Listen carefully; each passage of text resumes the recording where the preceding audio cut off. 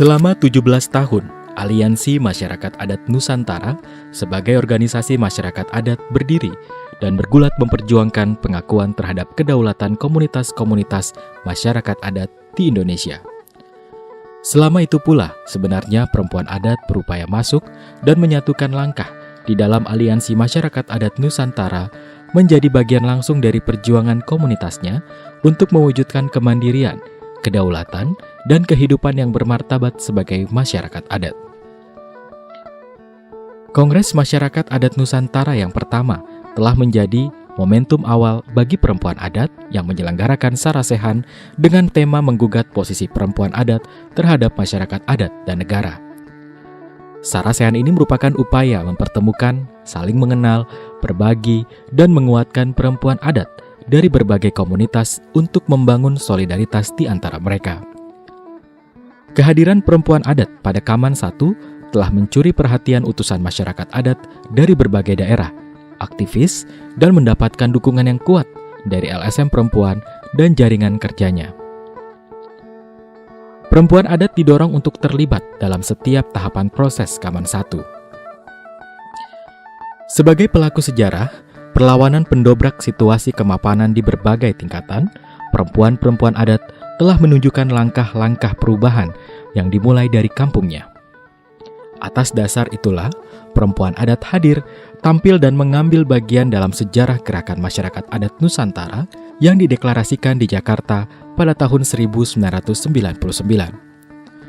Perempuan adat memimpin, bersuara, dan berdebat dengan sama lantangnya menceritakan perlawanan yang telah dan hendak terus diperjuangkan untuk martabat hidup kedaulatan atas wilayahnya. Pasca Kaman 1, keputusan-keputusan di dalam Kongres ditindaklanjuti melalui rapat program kerja aman di Toyabungkah, Kintamani, Bali pada tahun 1999. Bersamaan dengan rapat ini, perempuan adat melaksanakan pertemuan khusus untuk perempuan adat yang mendiskusikan program kerja yang memfasilitasi perempuan adat dan kemungkinan terbentuknya Aliansi Perempuan Adat Nusantara. Pada saat itu, usulan membentuk Aliansi Perempuan Adat Nusantara belum sepenuhnya mendapat sambutan dari perempuan adat yang hadir. Kendala utamanya adalah siapa yang akan memimpin organisasi yang akan dibentuk. Akhirnya pertemuan memutuskan program kerja perempuan adat yang dihasilkan menjadi bagian langsung program kerja yang disahkan oleh Aman untuk memfasilitasi penguatan perempuan adat di dalam Aman.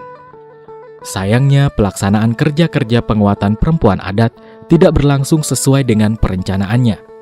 Banyak faktor yang mempengaruhi, di antaranya belum terbangunnya pemahaman perempuan adat terhadap tantangan yang dihadapi di dalam komunitas, organisasi, dan kebijakan nasional, tidak tersedianya staf khusus untuk mengelola program kerja penguatan perempuan adat di Aman, rendahnya akses komunikasi dan kesempatan yang diperoleh perempuan adat untuk mewakili komunitas dalam pertemuan-pertemuan organisasi maupun pertemuan dengan pihak lainnya. Dampak utama yang dirasakan perempuan adat adalah kesulitan melakukan konsolidasi dan berkumpul. Organisasi perempuan adat berkembang secara informal dan sporadik, dan dalam kurun waktu 1999 sampai dengan 2003 tidak banyak kerja perempuan adat yang dapat dilaksanakan oleh pengurus Aman.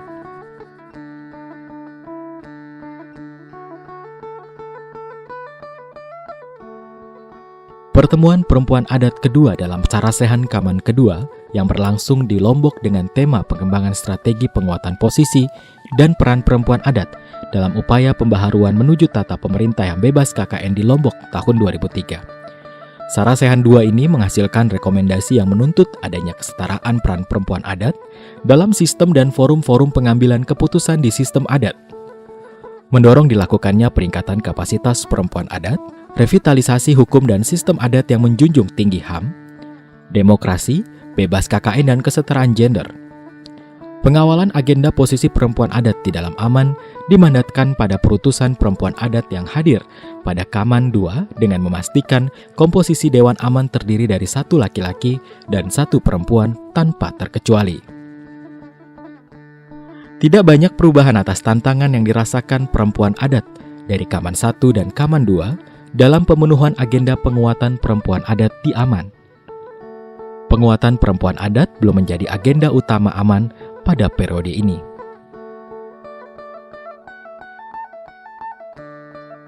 Pertemuan perempuan adat dalam Sarasehan Kaman ketiga di Pontianak tahun 2007 dimanfaatkan oleh perempuan untuk memetakan kondisi perempuan adat, akses dan kontrol dalam pengelolaan sumber daya alam yang mengaitkannya dengan proses-proses pengambilan keputusan di berbagai tingkatan komunitas, organisasi, dan negara, membangun pemahaman bersama untuk memposisikan perempuan adat dalam proses pengambilan keputusan di berbagai tingkatan, komunitas, organisasi, dan negara, serta menyiapkan rekomendasi dan strategi perempuan adat dalam Kongres Aman ketiga. Sarasehan ketiga telah mempertemukan peserta perempuan adat yang hadir dalam Kaman 1 dengan kader-kader perempuan adat baru yang berasal dari komunitas-komunitas anggota Aman. Pertemuan antar generasi ini diharapkan mampu menjembatani kesejarahan perempuan adat di dalam Aman. Kaman 3 merupakan langkah awal perempuan adat merebut posisi di dalam Aman. Kepengurusan Aman periode 2007-2012 dituntut melaksanakan mandat Kaman ketiga untuk memfasilitasi terbentuknya Direktorat Pemberdayaan Perempuan Adat atau DPPA sesuai dengan rekomendasi perempuan adat dalam sidang pleno Kaman ketiga. DPPA dimaksudkan untuk menangani kebutuhan khusus perempuan adat, membangun upaya percepatan kaderisasi dan mewujudkan organisasi perempuan adat di komunitas Aman melalui penjaminan pelaksanaan program kerja yang disetujui oleh Kaman ketiga. Tahun 2012 Temu Nasional Pertama Perempuan Aman.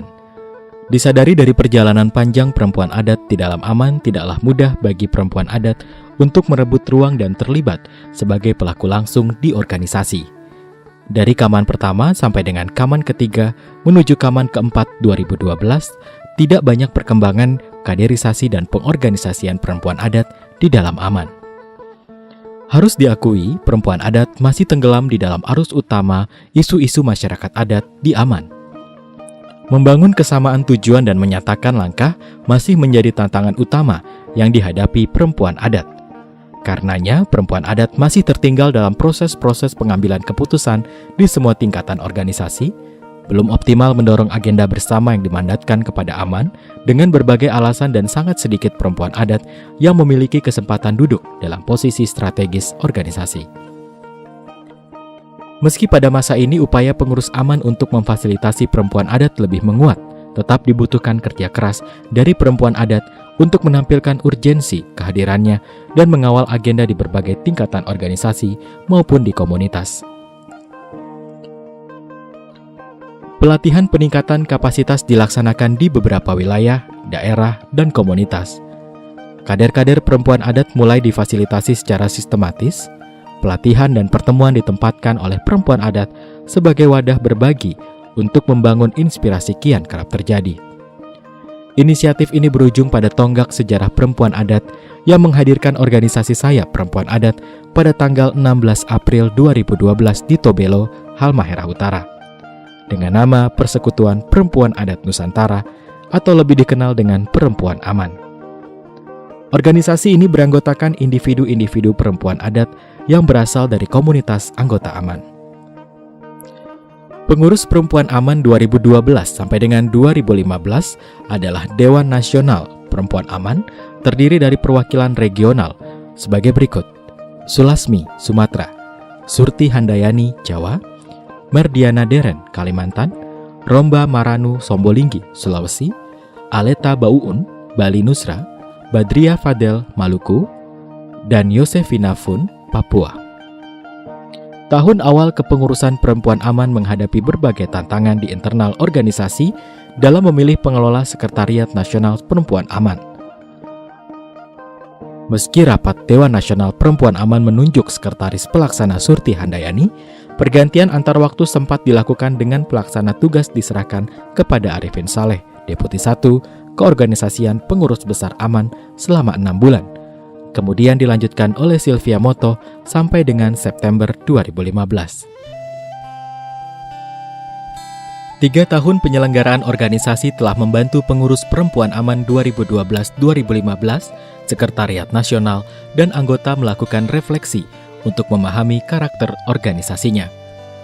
Pada Temu Nasional kedua Perempuan Aman yang diselenggarakan pada 27 sampai dengan 29 September 2015 di Bogor, telah melakukan perubahan mendasar pada struktur organisasi yang mensyaratkan anggota Perempuan Aman harus terkonsolidasi ke dalam wilayah pengorganisasian.